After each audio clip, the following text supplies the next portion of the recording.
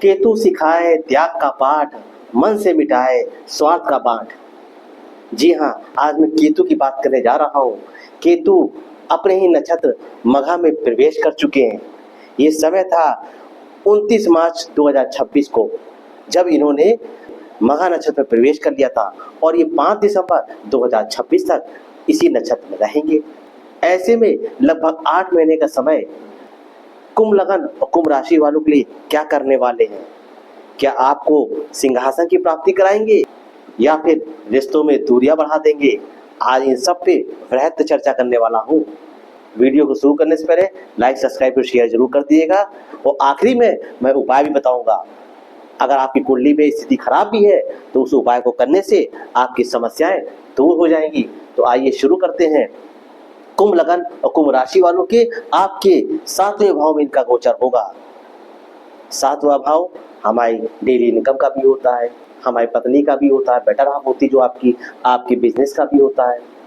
तो यहाँ पे बैठ के अगर आपकी कुंडली में केतु की स्थिति बढ़िया है, ठीक है, तो ये केतु आपको बहुत कुछ देने आ रहा है। व्यापार में कुछ नया बढ़ाने की सोचे थे, कोई नया प्रोडक्ट लॉन्च करने की सोचे थे, तो समय अच्छा है, आप प्रयास तेज कर दिए। आपका वो प्रोडक्ट आपके बिजनेस में चार चांद लगा देगा। इस समय आपका वैवाहिक जीवन भी बहुत बढ़िया रहेगा। इस समय आप लोग कहीं घूमने फिरने या किसी प्रोग्राम में हिस्सा लेते हुए दिखाई देंगे। इस समय आपकी इनकम का स्रोत भी बेहतर होते हुए दिख रहा है। कोई एक विशेष इच्छा जो बहुत दिनों से आपकी पूरी नहीं हो रही थी, वो पूरी होते हुए दिख रही है और इनकम के नए रास्ते खुलने वाले हैं। बस इस समय आपका घमंड भी कुछ बढ़ता हुआ दिखाई देगा, तो अपने घमंड पे थोड़ा सा कंट्रोल करें। एरोगेंस बिल्कुल ना करें, शांति से अपने काम को करते रहें, तो आपको मान सम्मान भी मिलेगा। आपके बॉस आपको रिगार्ड देंगे, आपके कुलीग आपका ग्लोरिफिकेशन करेंगे। अपने अंदर एरोगेंस को मत उठने दीजिएगा, वरना सारा मामला गड़बड़ भी हो सकता है। यदि आप सोशल मीडिया से जुड़े हुए व्यक्ति हैं या आप टूर ट्रैवल का कोई काम करते हैं, तो वहाँ पे भी आपको नए अवसर मिलने जा रहे हैं। अगर आपको लग रहा था कि जहाँ पे आप काम कर रहे थे वहाँ पे आपकी बात नहीं बन रही थी, तो आप उसको छोड़ के कोई दूसरा अवसर आपका इंतजार कर रहा है, तो प्रयास तेज कर दीजिएगा। अगर आपको कुछ ऐसी गतिविधि दिखाई दे कि हाँ आपके पास कोई मौका आ रहा है, तो आप उसको तुरंत डिसीजन लीजिएगा, क्योंकि once time loss can never be regain. इस सुनहरे अवसर का प्रयोग कर लीजिएगा। केतु जब मघा नक्षत्र में आते हैं तो ये कहीं ना कहीं हमारे पूर्वजों की ओर इशारा करते हैं। इस समय हमें अपने पूर्वजों का आशीर्वाद मिलता है, तो ऐसे में आप लोगों को भी अपने पूर्वजों के प्रति कुछ ना कुछ दान पुण्य करते रहना चाहिए। इस 8 महीने में तो जरूर करिए, जिससे आपको कुछ हद तक लाभ हो सके।